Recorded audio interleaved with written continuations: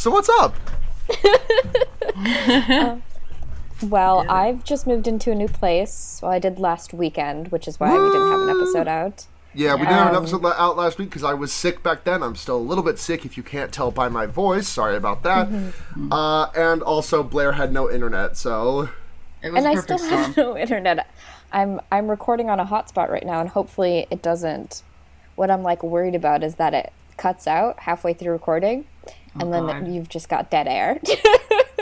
And then the podcast just has to be me and Sarah forever. Yeah. You just replace me. That's what happens. When the internet cuts out, you absorb the other host on the podcast. Because your internet would go out, and then when you die in the internet, it's like you die in your life. It's like Jet Li's The One. Exactly.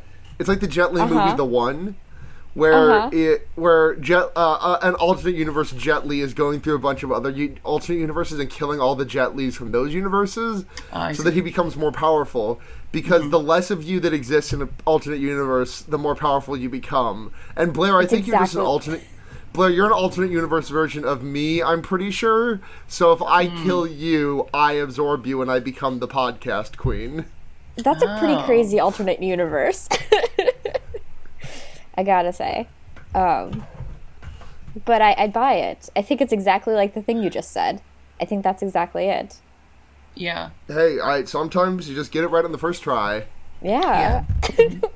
That's what my parents said about my older sister, but they had me anyway, so... Yeah. I don't know. Val? So, what's up with y'all? Did we lose Val? No, I'm right here.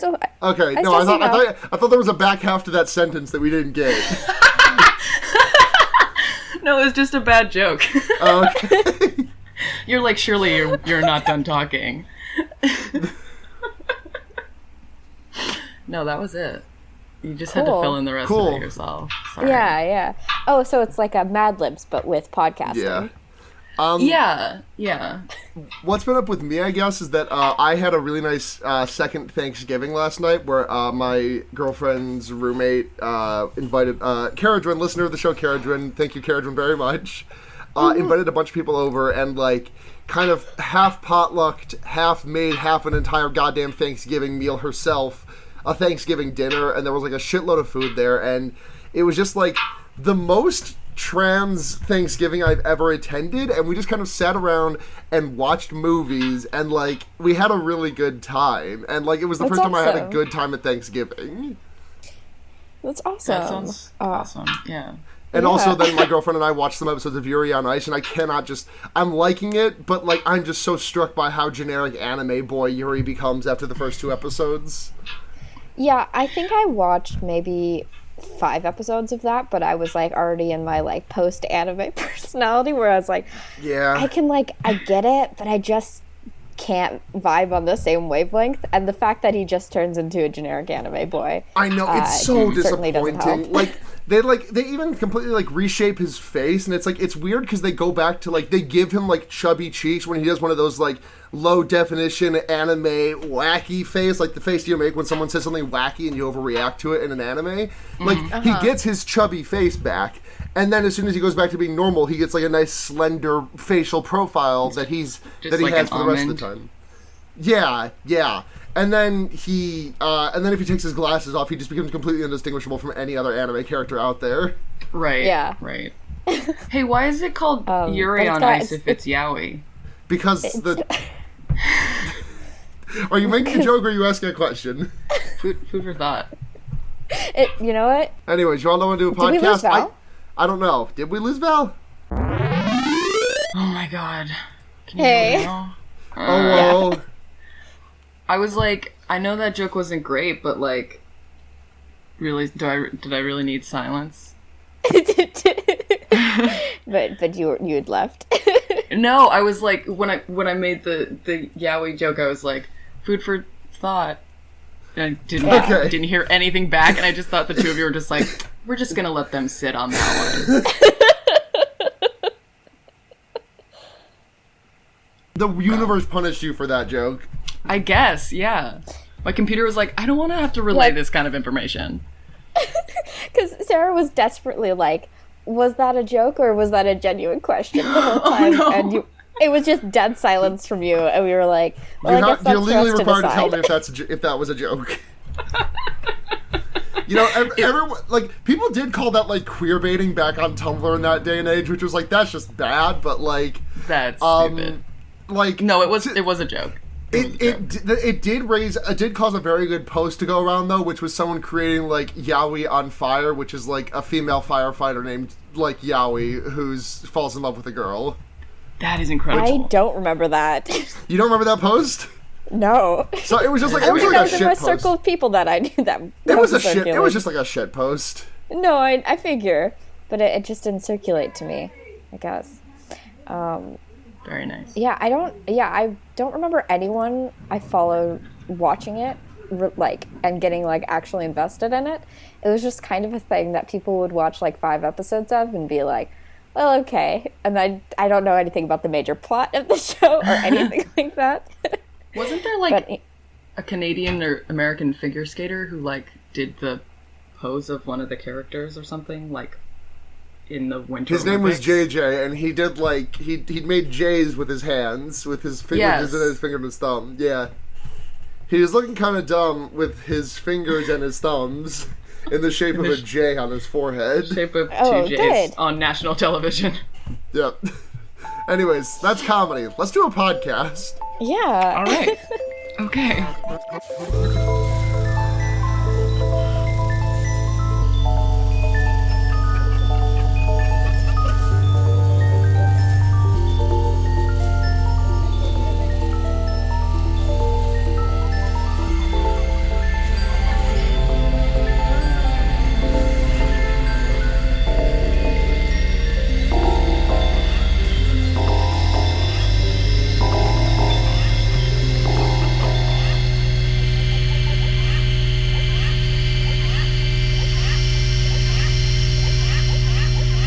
You guys know I've never done a podcast before? What's No, that? this is our first podcast. Welcome to our first podcast of Fearbaiting. Well, yeah, welcome to the first episode of Fearbaiting, folks. We decided to start with episode, shit. We're like 123? Ooh, that'd be a good guess if that was right. I know it's not. You know it's not? I know for a fact that it's not 123, because I remember putting 123. Nope, shit, it is 123. Fuck, god damn it. Motherfucker. Yeah. Piece of Wait, no, that's not right. Maybe you've had extra episodes that have not been numbered? No. Oh, no, this is episode 123. Fuck and piss. Shit. Nice guess. Yeah, well, it's because I knew we were in the early 120s, but we were past 122. So I guess Okay. 123. Fine.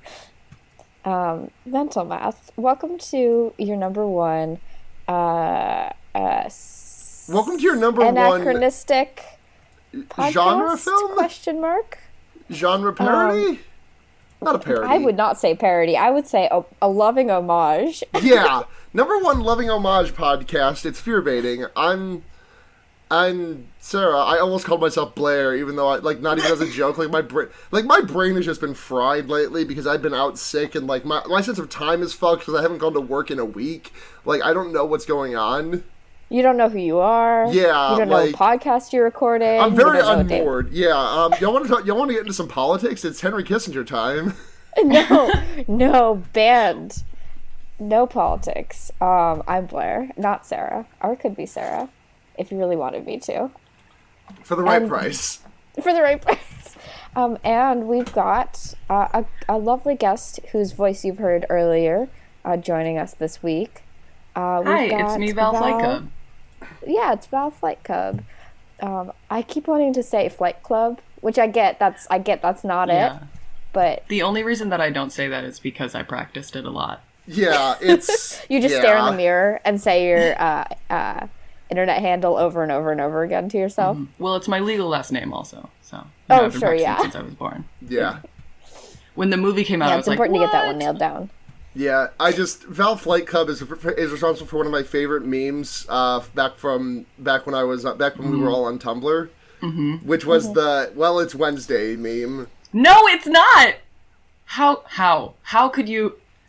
You are the second person in 2 days to say that it was Wednesday. It's not Wednesday. What? My meme is it's Thursday. Oh, fuck! It's the major point of the... It's the whole point! Fuck! God. It is Thursday. I'm so sorry, Val Flightcub. You own this podcast now.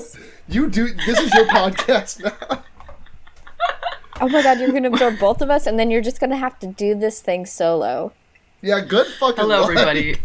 Welcome to the first episode of Fearbaiting, episode 123. I'm your host, Val Flightcub, and with me, as always, is no one. It's just me. Welcome to the podcast. There's never been anyone else. You're going to rewrite history. Anyone else? Yes. So what we like to do... Wait, you've not been a guest on here before, right? I didn't. No, this is Val Flightcub's first podcast ever. First premiere podcast.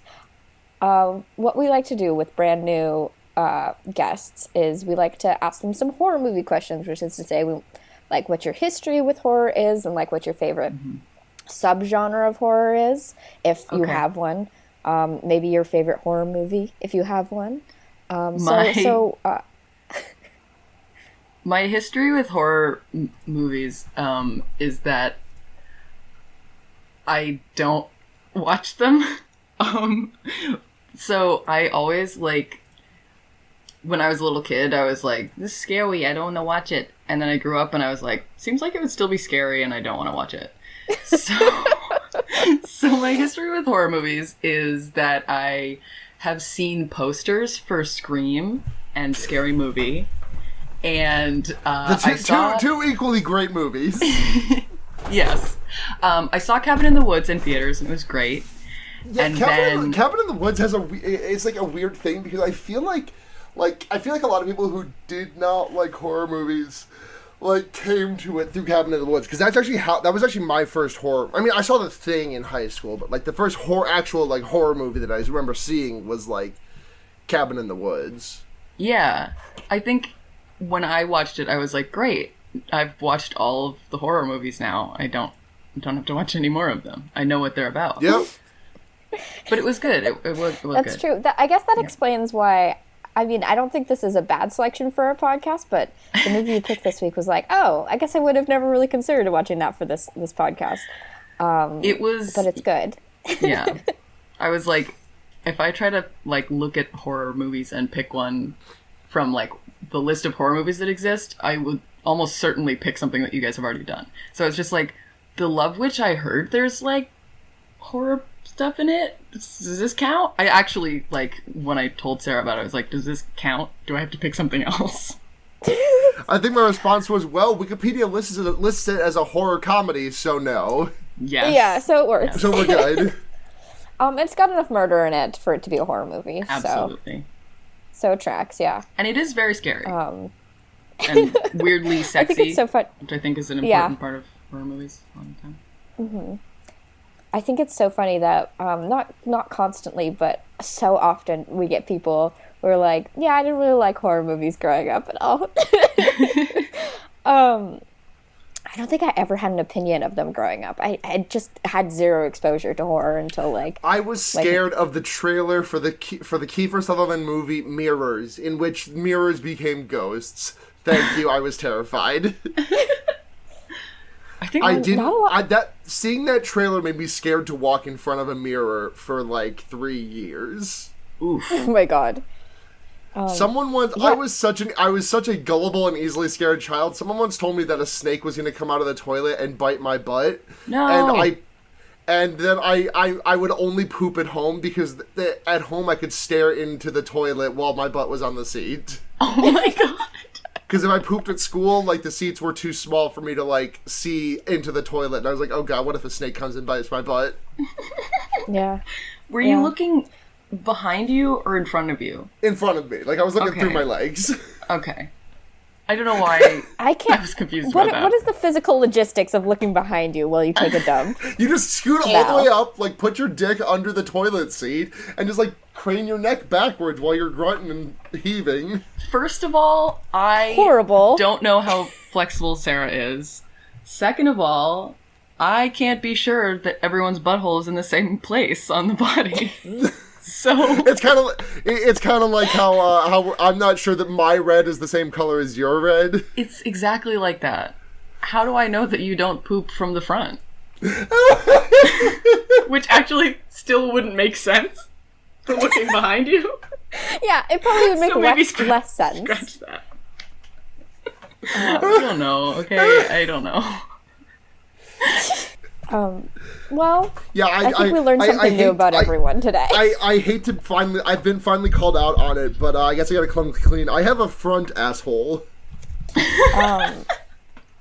I've got frontal asshole disorder. That's what the front bottoms have too.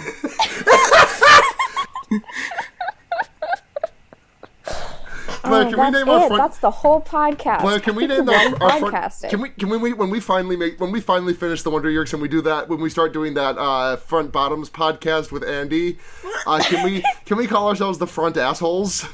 We can't. I think we already have a name for it. Yeah, it's the back dicks, but thank you. Oh man, both but that are could bad. be your first episode. The back dicks. Either way, front assholes. Yeah. Bruce Springsteen voice hiding in the back dicks. Oh man. Oh, podcasting. I'm great at it. Podcasting. I'm acting like I mentioned earlier, like I feel hungover. I wasn't sure if you were saying that because the character looked like maybe he felt hungover too. No. I just physically felt hungover, and I drank 2 beers last night, and that was like 4 hours before I went to sleep. And I also ate like my weight in food. Well, it should have absorbed the beer. I don't know why you'd be hungover at all. Yeah, I mean, I also drank a shitload of water, so like I should not be hungover. Because of the illness. Oh yeah. Because of the disease.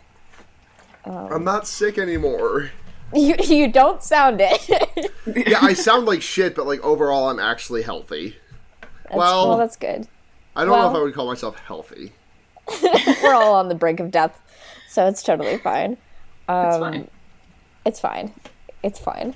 You want to talk about the Love Witch? Or no, wait, do you want to talk about... Yeah, let's do it. Hold on, we gotta talk about upcoming... We gotta go to our favorite website, upcominghorrormovies.com. See if anything interesting... Oh, cool. They got Monster Hunter trailers. What's Monster Hunter? Are you not familiar with Monster? Yeah, they're making a movie out of the game, and Mila Jovovich. I thought there was a movie. No. They're making a movie out of Monster Hunter. They're making a movie out of Monster Hunter. Yeah. Mila Jovovich is in it. Well, I guess that's fine. Was she the Fifth Element? In case you're wondering, yes, that she was Lulu Dallas. Lulu Dallas. Multipass. Multipass. I watched that movie for the first time last night. It's okay. Yeah. I liked it. I like it. They're also making a new Leprechaun. Yeah. I'm gonna go ahead and I heard about that. Yeah. They're making a new species of leprechaun. The sequel to Leprechauns. They did surgery on a grape, and they made a sequel to Leprechauns. They're blue now. They're not green anymore. They're Smurfs, actually. Smurfs are the new leprechaun. This is true, and I cannot believe our generation. Yeah, they're making a new Leprechaun. Warwick Davis isn't going to be in it, which, like, I get. Sorry, what? But also, Warwick Davis isn't going to be in it. Is it pronounced Warwick? Is it pronounced Warwick when it's a person? Because I thought it was Warwick. Oh, what do you mean when it's a person? Like, like in England, there was a town called Warwick, and it's spelled Warwick. It's pronounced Warwick. I've always heard it pronounced Warwick. I could be wrong, though.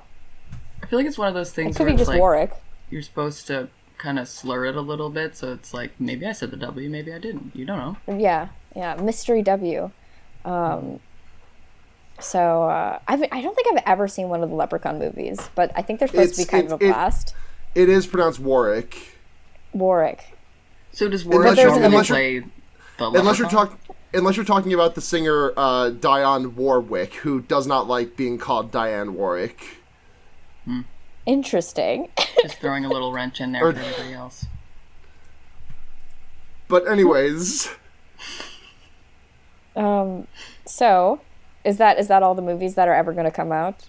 Let me check. Oh, we got Glass, so, you looking for that sequel to Split?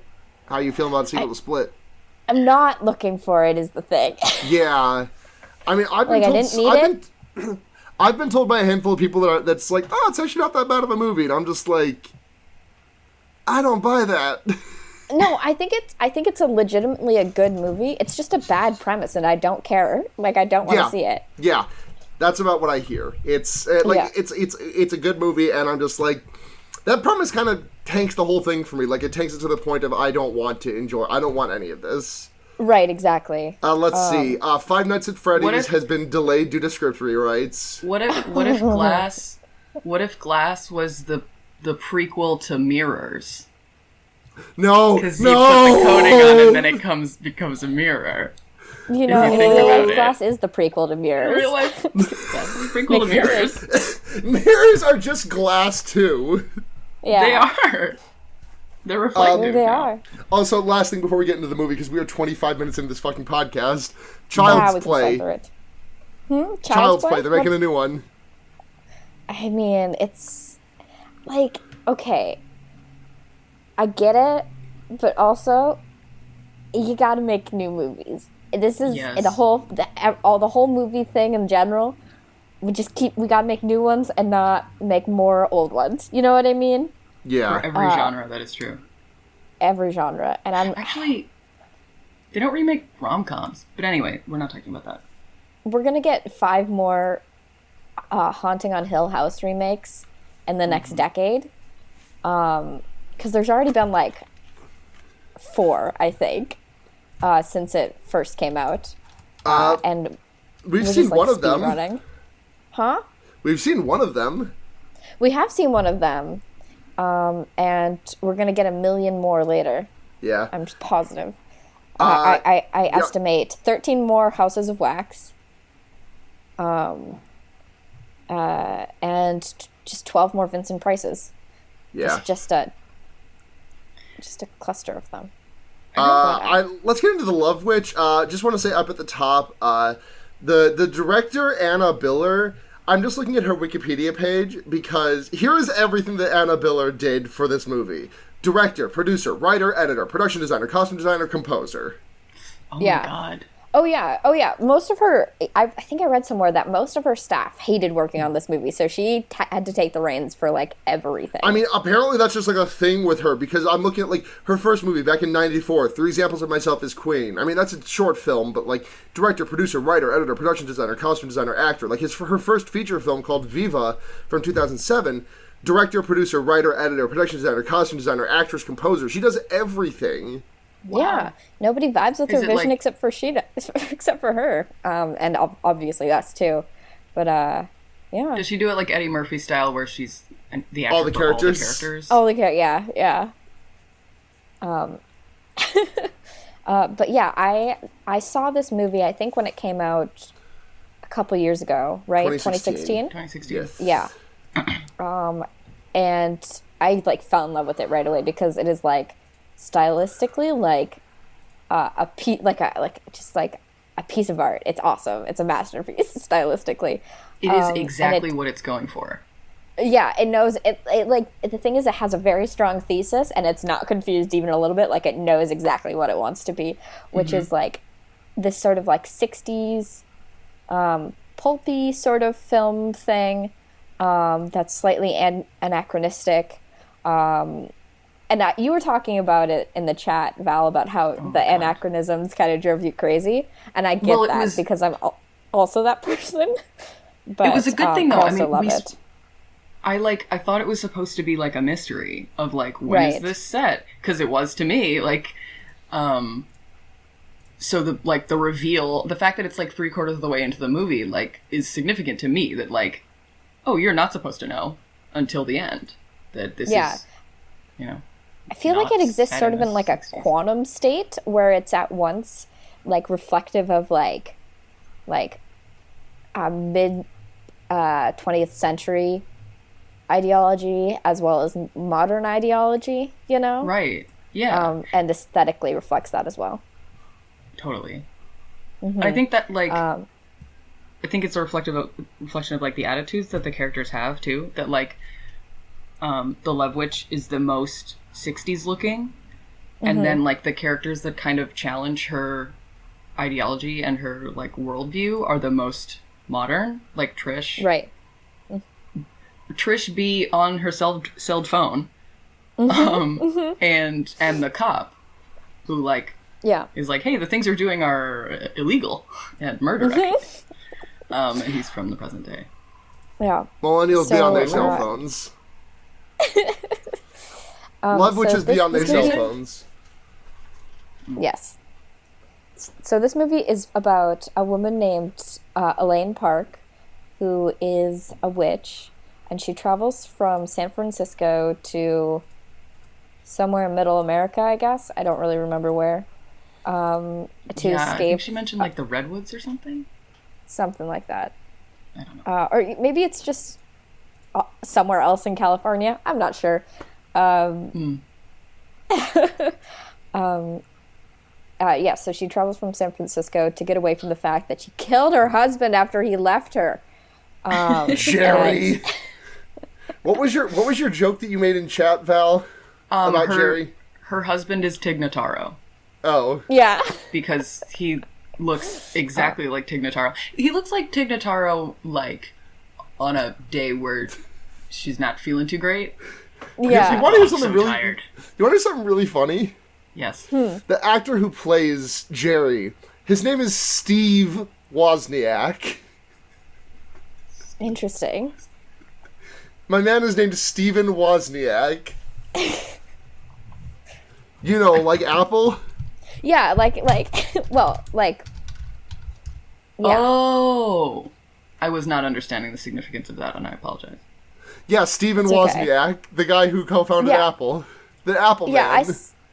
I saw that in the credits, and I was like, that name really looks familiar to me, but I couldn't place it. And then you said it, and I was like, oh, I guess that's it. That's the one. That's so crazy. Well, good for him, I guess. Maybe it is the same guy. I mean, do you know what the other Steve Wozniak looks like? I mean, he's not that young, for starters. Like, Steve Wozniak is 68, almost nice years old. Yeah.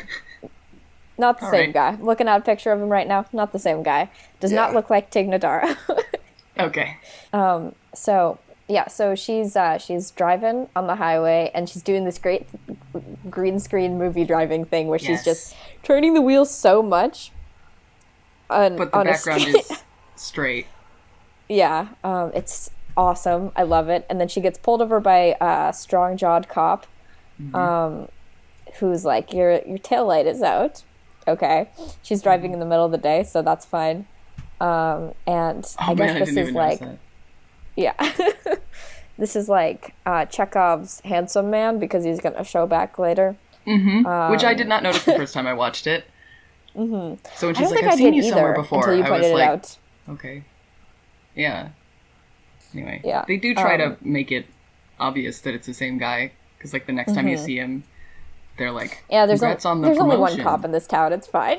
Yeah. You only need one. That's so true. That's so true. So she's got this friend named Barbara. Beverly? What's Barbara. her friend's name? Trish? Brenda? Barbara? No, Trish is the other woman. Barbara. Barbara.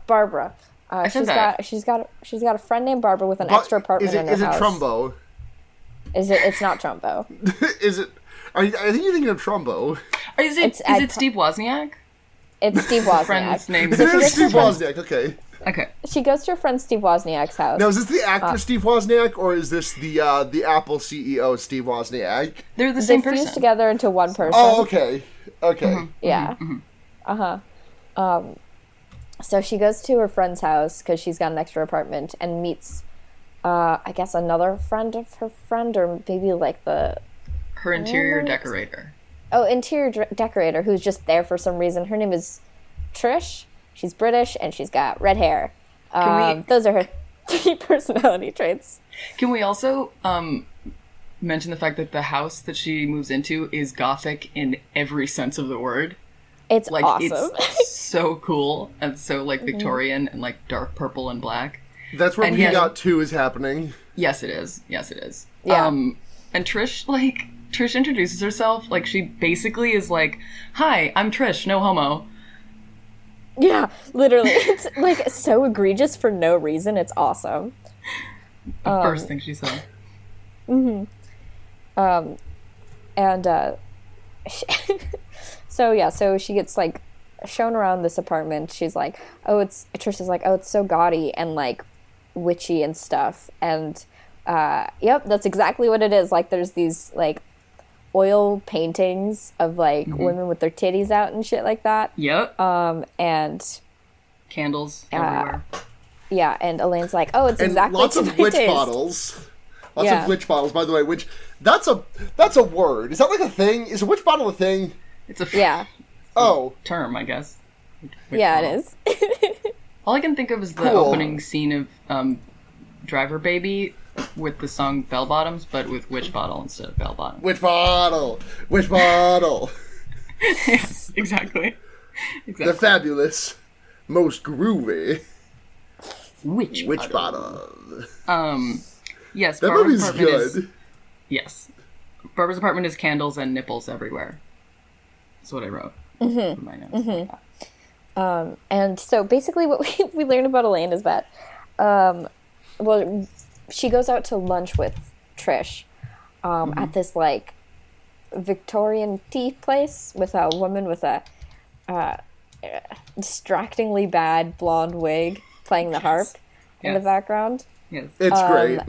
It's great. It's, like, perfectly campy. And basically Elaine explains her ideology to Trish, which is basically, like, you gotta please men. You know, like, give them whatever they want. Just give them everything they want. Yeah. 100% of the time. And Elaine is talking about this like it's the most empowering thing she's ever heard, and Trish is just like, this is crazy. You're like a crazy person. Trish says, you sound as if you've been brainwashed by the patriarchy. Yeah. Which is British pronunciation. But it's perfect. Because she doesn't mess around. Like, oh, I think that's maybe wrong. She's like, yeah. What are you doing?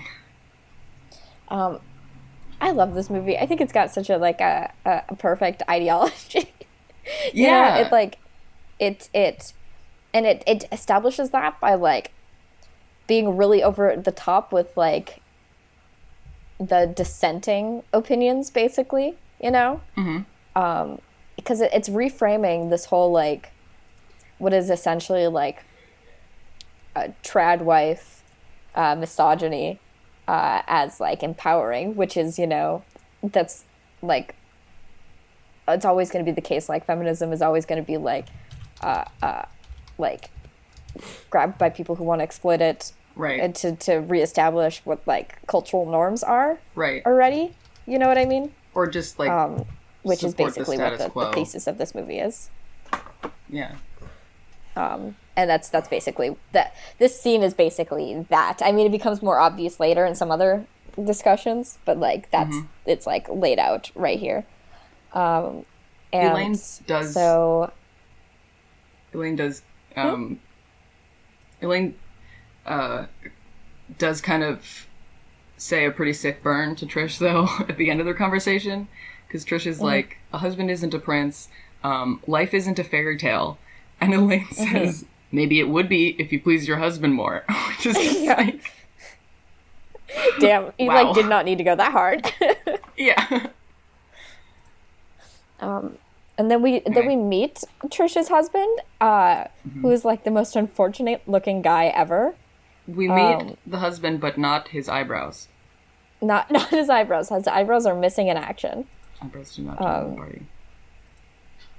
So... and then there's this great like harp chord that's like when she like sees him and like looks at him with her witch eyes. Yeah, we get a lot of egregious close-ups of her like perfect eye makeup, which is great. I love her makeup so much. It's like the most intense like teal eyeshadow. Yes. It's just great. It is really great. And it's always perfect. It is perfect. So pigmented.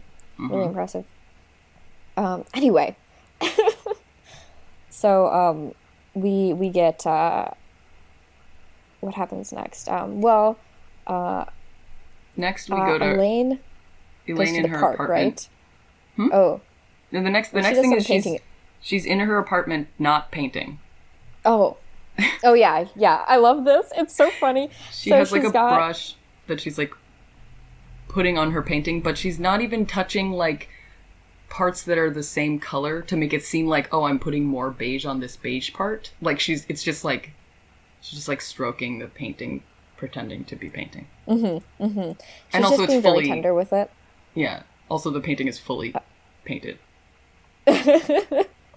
Yeah, it's like a complete thing that you could hang up on the wall, but it's like she's an artist, guys. Which right. I get it. Like it's all this is obviously intentional, but that doesn't make it like not funny, you know? Right. Yeah. So she's doing all of this, and then I think she does a little ritual where she just like mixes, like does some love science stuff. She and, like, makes some garam lies masala. Makes a bunch of cool things. And lies on the ground and is like does like chants "Love Me" over and over and over again. Yes. Hold on, do we lose Sarah? No, sorry, I'm here. Hey. I've just been kind of quiet.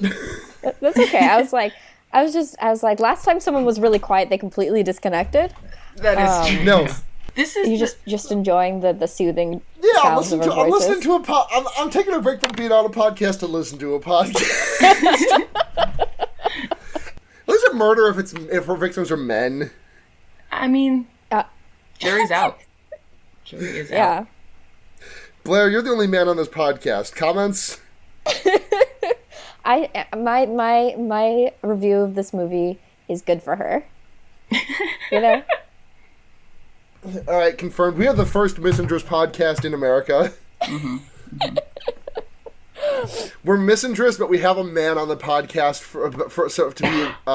for equal rights. Yeah, I'm tokenized. We can't hate men. Some of our best podcasters are men. On this podcast it's only. Not me. I just show up. Okay. I collect the Patreon money. The delicious $30 I get a month. Patreon.com/Fearbaiting. Should we? She's in the pentagram on the She's rug. in the pentagram. She's chanting on the ground. Pentagram rug. With a great black robe. She looks great. She's an icon. Good for her. Yes. And then she goes to like a magic apothecary, I think they call it, and she sells like voodoo dolls and like witch bottles and witch candles bottles. and stuff like that. Witch bottle. She sells it to a woman named Wendy. But you have to say it like that, by the way. In that scene. You can't just say witch bottles. You have to say witch bottle. Well, you can. Well, you need to. The apothecary scene is the like most 60s part, I think. That's like not the 60s, like the stylized 60s, but just like this is what movies looked like in the 60s. Because Wendy's wearing like a really strange dress, and she's like, she's just straight up like not acting. Like the love witch is like, "Hi, I'm Elaine. Are you Wendy?" And she's like, "Yes." And like, did you know this is the scene where I noticed that the audio mixing was even like really 60s? Something about it was just like, yeah, very 60s. Yeah. Wendy. Totally. No, it was I love the scene. I love it. It's so great. And then she just she just gives all of her stuff. She's got little specialized tags attached to everything, which is adorable. And yeah, she's like, yeah, if these sell well, we'll order more for you. This is all set up so she can get caught by the police later, but that's fine. Because she's selling Wendy her witch bottles. Thank you. And then that's just gonna be the show. That's just gonna be the show notes for today. Just witch bottles. And then Elaine goes to a park bench to have a glamorous meal of what I probably can assume is just bologna on white bread. Yes. Because she pulls out of this like paper bag, and just and you pulls can tell out there's this, nothing like, else in the bag either. It's just a sandwich. saran wrapped like white bread sandwich. Yep. And I'm like, oh yeah, this is sexy. This is sexy and glamorous. And she sees the professor. Mm-hmm. She uses Wayne. her witch eye magic on him. He's in mid-conversation with, I assume, a student or someone similar, maybe a TA or something like that, and stares him down, and then he immediately turns his attention to her, and then they fuck off to a cabin in the woods, basically. And this guy gives the funniest performance, I think. He's he's great, like, and I think he's like I think I like his acting. Like, it's me too. weird. Oh, but I think it's all very intentional, I feel. Yeah. Like, he's giggling a lot. But, like, Elaine is being ridiculous by, like, the things that she's saying to him. My favorite part is definitely, I'm new in town, and then I don't know what the rest of the line is because all I hear in my mind is, I'm new in town. So... No, it's great. She's like, you have a cabin? And he's like, yeah. And she's like, want to go fuck there? And he's like, yes? What? Yeah. And then what does she do, Blair? Well, she offers him this. They go up to the cabin. She offers him this flask. Before they leave. Of something. Before they leave the park. Oh, she just leaves her sandwich on the bench. Yeah. Like a crazy person. And walks away. Like a crazy person. It's my favorite. You said in the chat that you wanted just a zoom in shot on the sandwich, and I also want that so bad. Like, the sandwich is the most interesting character in this movie now to me. I want to know its story arc. Where did it go from there? Did a bird eat it? I would love to see a sequel to this movie that's The Love Pigeon, and it's just a pigeon eating that sandwich on the park. It's perfect. Oh my god, another pigeon has love magic. Yeah. And as they're pulling away, there's like a shot of the like girl that the professor was talking to when he walked away, to show that she's like been cuffed. Like all jealous and stuff. And then then Elaine gives, once they arrive at the place, Elaine gives him this flask of miscellaneous alcohol.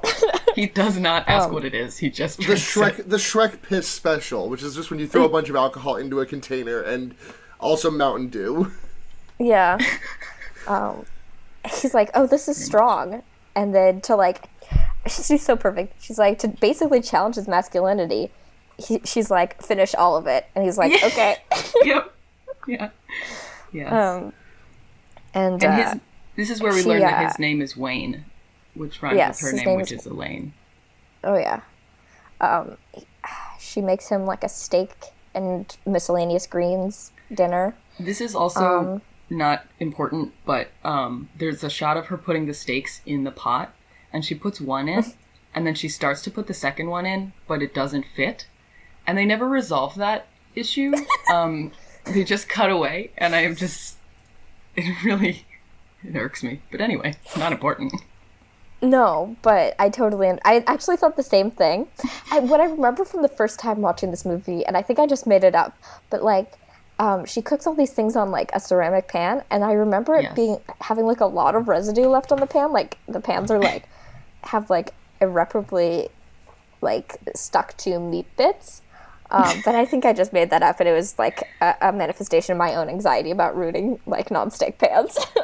I think it has that not old timey, but like the speckled effect. So there are like red polka dots on it, but I don't think it's meat bits.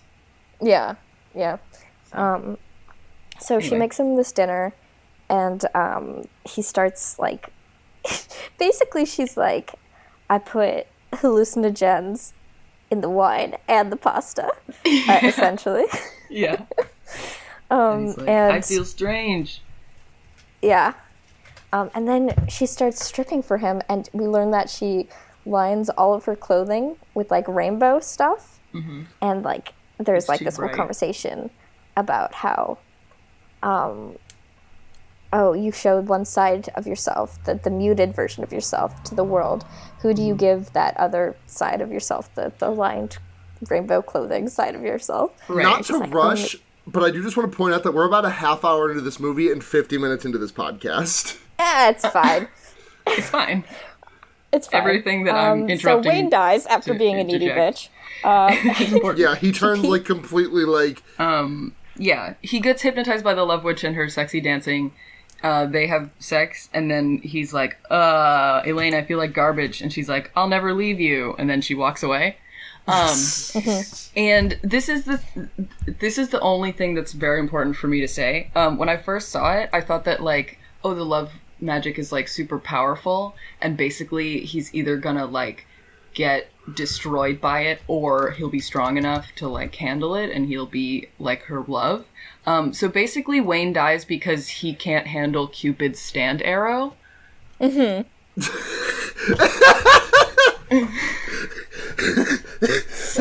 Okay, to be fair, the only reason I laughed at that is because you just basically said JoJo's Bizarre Adventure and then your joke. There is no reason, nothing is remotely related to a stand arrow here. It's just, you could have just said Cupid's arrow and I would have chuckled. But the fact that you basically just said JoJo's Bizarre Adventure, Cupid shot an arrow, it got me to go like, it turned on the pleasure receptors in my brain.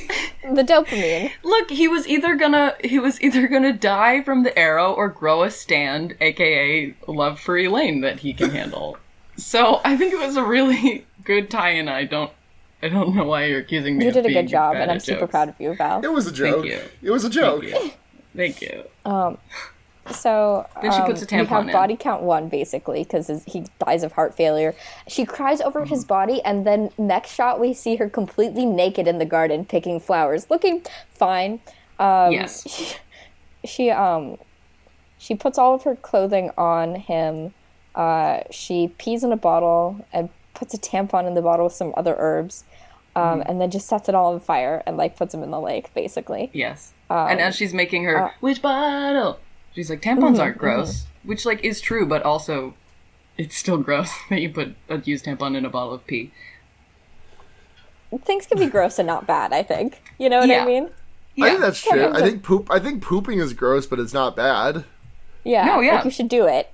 Pooping is gross, but also it's like, I might go as far as to call pooping, like, good and essential.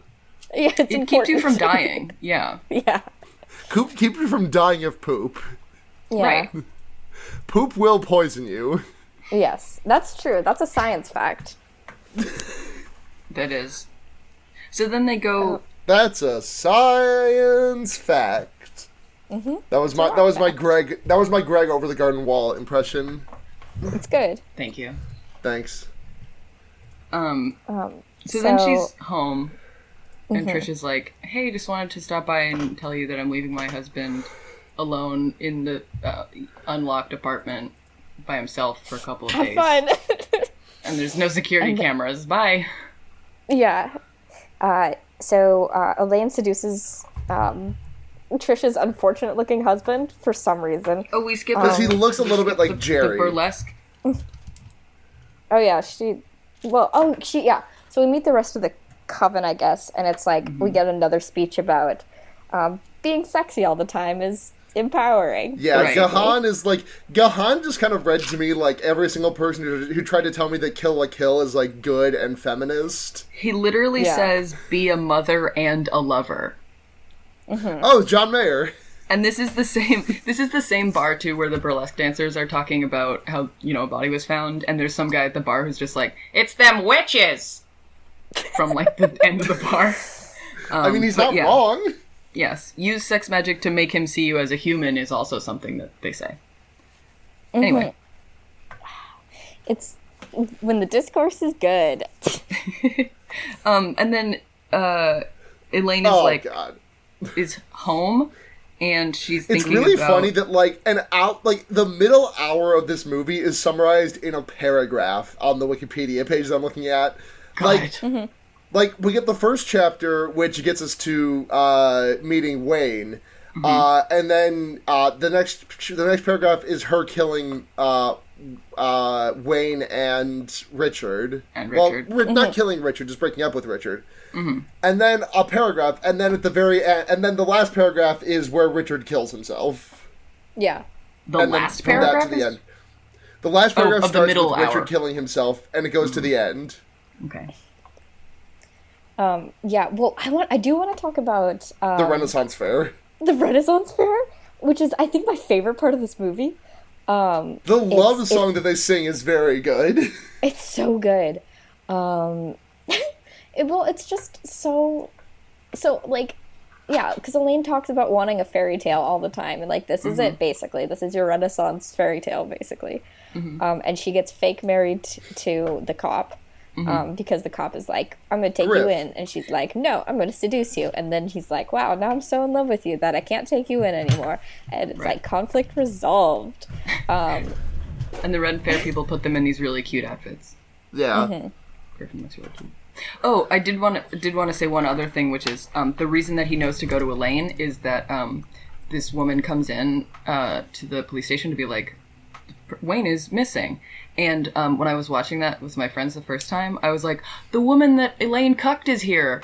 And the two people that I was with were like, what? And I remembered that, like, normal people don't really use that kind of vocab just casually. Yeah. But, yeah. We are an advanced people. We are. This is funny. I was at the Friendsgiving I was at yesterday had, like, I was there, and my friend Ash was there, and Ash and I are both extremely online people, and everyone else there was, like, still online to some degree, but, like, nowhere near as online as we were, and it was like Ash and I were speaking a very different language. And it wasn't bad, it was just odd. Yes. So Peacock House broke my brain. Yes. One other thing that we skipped over was Elaine having visions of things, of like her indoctrination thing into the cult, where she says, I live my life by 2 words, perfect love and perfect trust. And also... That's 4 words. Actually, that's 5 words. Yes, but she's like, I have 2 words, First of all, it's 5 words. And then also she remembers Jerry reprimanding her because he found an old hot dog under the bed this morning, which I love that he said that and that it's true. Anyway, I'm sorry. Yeah. Yes. They just got fake married by the Ren Fair people. Yeah. So they get fake married. They drive off. They ride off into the sunset on horses, and we get just more stuff happens. Richard dies. Richard kills himself. Richard offs himself, and Trish is like, "What the fuck?" Yes. Yeah. Oh yeah. She's in mourning, and then they go to tea again, and she's like, "My husband died. What's up with you?" Yeah. Basically. Yep. My favorite line delivery of the entire movie is Trish being like, he died. I should have had sex with him more. I can't believe he had an affair. Blah blah. Blah. And Elaine just goes, "Hey." Yeah. And Trish is like, "So what's up with you?" And she's like, "Well, I'm in love." Yeah. Enough about your dead man. I have found a dreamboat. Right. Yeah. Elaine shows Trish her like magic ring, which is like not an engagement ring, obviously, but like it's the ring that the Ren Fair people gave them. Yeah, she's like, he's gonna pop the question any second now. I'm like, you have been dating for 48 hours. Yeah. And so Trish keeps the ring, and then goes over to Elaine's house to like return it because she's like, "Oops, I accidentally kept the ring." And this is when Trish pulled out her cell phone, and I was like, "Ah!" Yeah. Cell phone.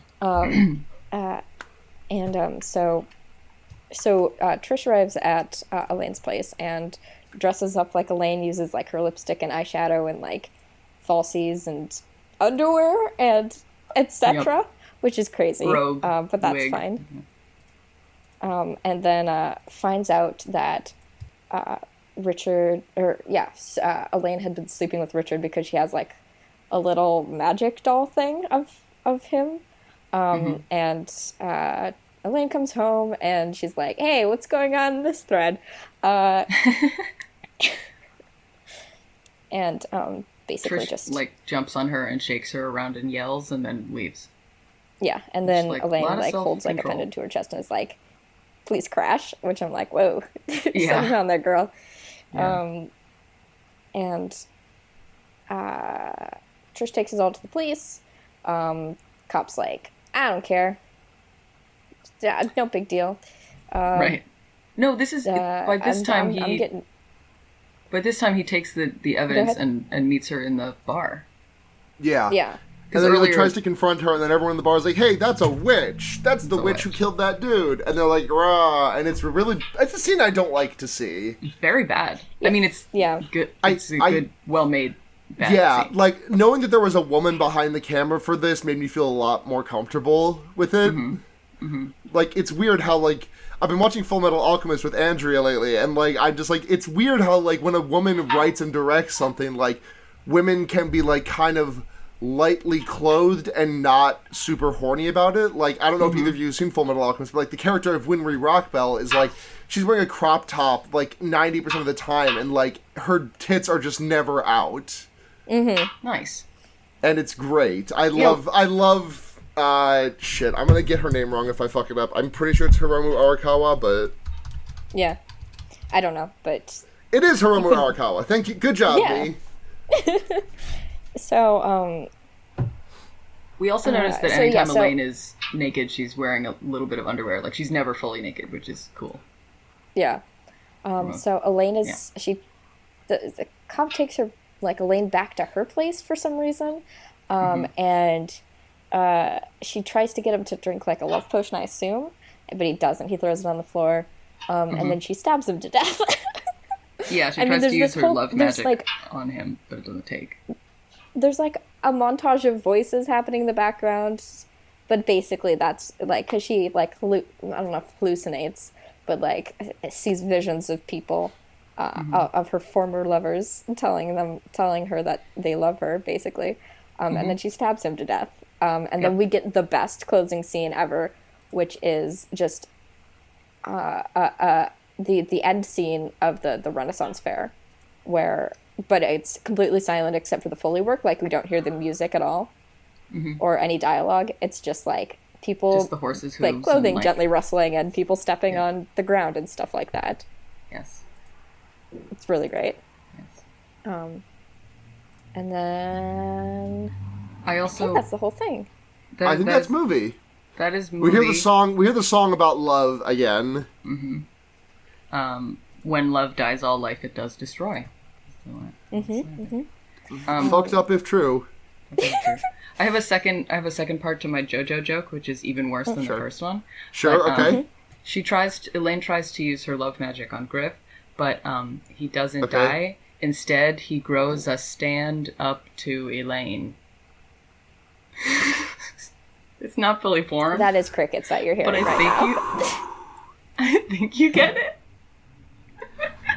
But at the end, it turns out that he just bites the dust. But he does bite the dust because she uses the power of her stand stabbing with a knife. So the thing about JoJo is that I've definitely seen it. So the thing about JoJo is that Blair doesn't know what the fuck we're talking about. I know enough about JoJo to know what you're talking about. boy. I've never seen a single episode though, and I'm sure it's good. But at this point, it's completely out of stubbornness that I refuse to, because people have tried getting... Blair, listen. I love JoJo with all my heart. You would hate JoJo. You think so? I think you would just, like, even if you weren't, even if you were just, like, avoiding it out of stubbornness, like, I do not think you would like it. I think from an artistic perspective, it's really cool, because the way Araki does some fucked up shit with color palettes, I think that'd be really appealing to you, but, like, I can't see you, like, enjoying a shonen story. That's so true. Actually, even when I did really like anime, I never had the patience for shonen. I fucking hated Naruto so much. All of my friends love Naruto. I watched 5 episodes and I was like, I just watched the same 5 episodes in a row, basically. So I can't do it. I just can't do it, yo. I mean, you watched Haruhi, right? Yeah. I just think about that sometimes because you mentioned watching the same episode 5 times in a row, and I just thought about the 8 episodes in Haruhi. I think I watched like 4 of those. I watched like the first one, the last one, and a couple in the middle. Anyway, is there a necessity to watching all 8 of them? Like, do you miss out on something if you don't? There are plot details in the episodes. Like, they're slightly different. Right, I'm aware of that. Yeah. I wasn't bored watching any of them. So, but anyway, let's rate this movie. I'm gonna give this one a 4. On a scale of 0 I to 5 forgot how we did our podcast for a second. Yeah, come on. Get ahead in the game. On a scale of 0 to 5 cell phones, how much do you rate this movie, Val? I'm gonna go ahead and give this one 5 out of 5 celled phones, because 5 celled phones. Maybe the 5th one is like a flip phone, but I was very into it. I was very confused for a lot of this movie, and I think I was supposed to be. And now that I've watched it 3 times, I get it, and I'm into it. Yeah. I love this movie. I'm gonna give this movie like a good movies. I'm gonna give this movie like a good 4 celled phones, maybe 4.5. I'm gonna be so bold and also give this one 5-fold cell phones. Wow, that's a lot of cell phones. Between Blair beyond they cell phones. That's nearly 15 cell phones between the 3 of us. Yeah. So many. Stupid. So usually we would do questions here. We unfortunately did not get a, which is fine. But we can transition directly into recommendations. If you want to start us off, Val, if you have something prepared. Otherwise, I'd be willing to take the reins. I've got a recommendation as well. My recommendation, I did know that I had to have a recommendation prepared, so cool. I'm going to go ahead and recommend Elementary, the television show, because it's very good and not enough people watch it. Yes. So true. It's so good. It's the best show on television. I don't like crime procedurals, but this one is so fun. It's like, do you love friendship? Do you love Lucy Liu? Do you love good costumes? I've got the show for you. It's called Elementary. Yeah. And there's 6 seasons of it. Did you watch Eli Stone and think, man, I wish this Johnny Lee Miller guy was in more things? Was that show called Eli Stone? Shit.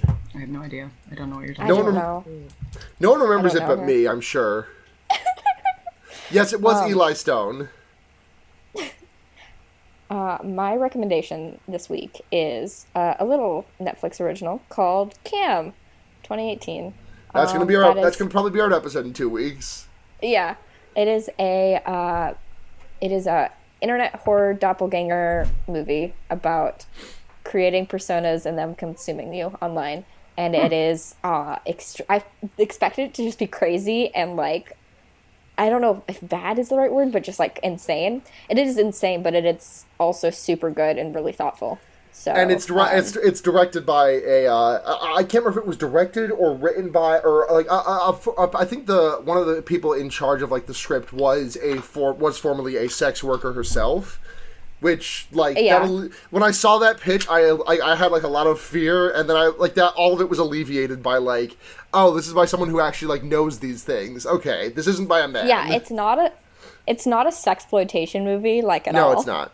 Which is great. It's good. But yeah, so that's my recommendation. My recommendation this week is gonna be the new She-Ra show on Netflix. I'm sure you've been hearing all about it from everyone, but like, it really is just as good as everyone is saying it is. Like, it's funny, it's charming, it's giving me some serious like Avatar: The Last Airbender vibes, which is always a good thing. Like, the writing is cute. It's just a really sweet and good show.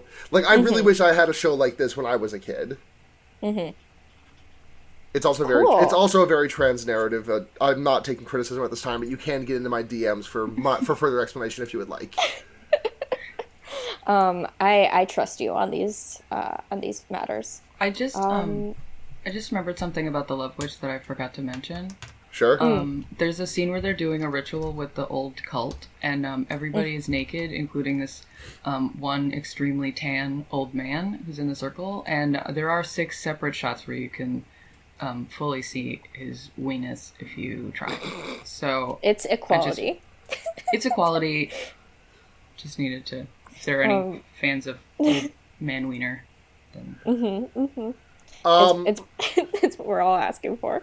Yeah. So thanks for listening to Fearbaiting, everyone. If you listen to this and you're like, man, this is such a good podcast, I wish I could give them money. You can. Patreon.com/Fearbaiting is where you go to support us. $1 a month lets you vote in our polls, gets early access to episodes. We do have a poll up right now for next week's episode.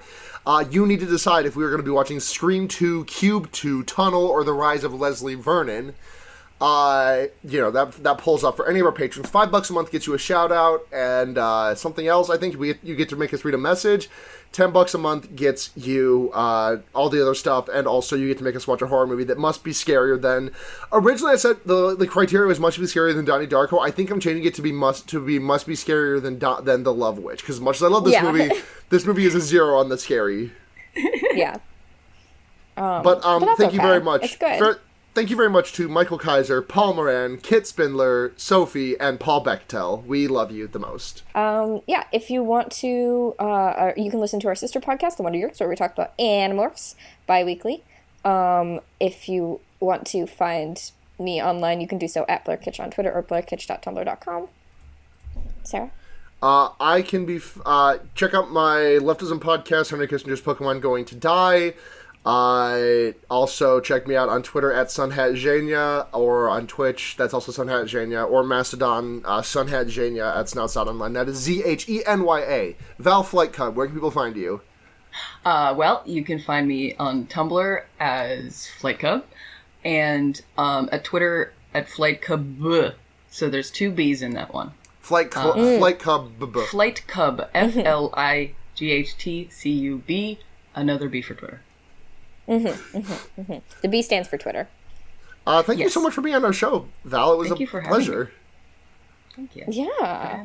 Do you know what we say at the end of the show? Oh, fuck, I forget.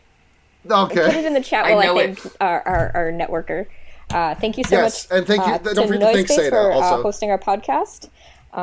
You can find more of the podcast there at noisepace.xyz. Blair, what podcast are you going to recommend from Noise Space this week? Because I'm going to recommend City Girls Make Do, and I know I recommended that last week, but I've listened to it a lot. It's a good fucking podcast. I've been listening to it a lot too. I also recommend it. I'm going to recommend The Wonder Years because I haven't listened to any other Noise Space podcast. Busted. I support the brand. You should listen to. You should listen to Jurgen. Okay. Don't, because I think The Secret Life of the American Teenager is the absolute kind of bullshit wild show that you would love. Because Riverdale is now consuming my life? Yeah. Yes, it's like shitty, right. like shitty Riverdale. It's like Riverdale in a pre-Nicholas Winding Refn era.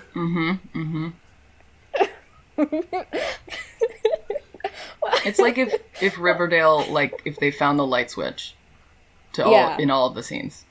Like, oh, there can be more light in this hallway. So we will see you all next week. But until then, I have been Blair. I continue to be Sarah. And that's Val. Say hi, Val. That's Val. Val? Val? Oh, no. Oh, no. Oh, no. Well... Bye, Val. And remember... You can put a fucked up guy anywhere.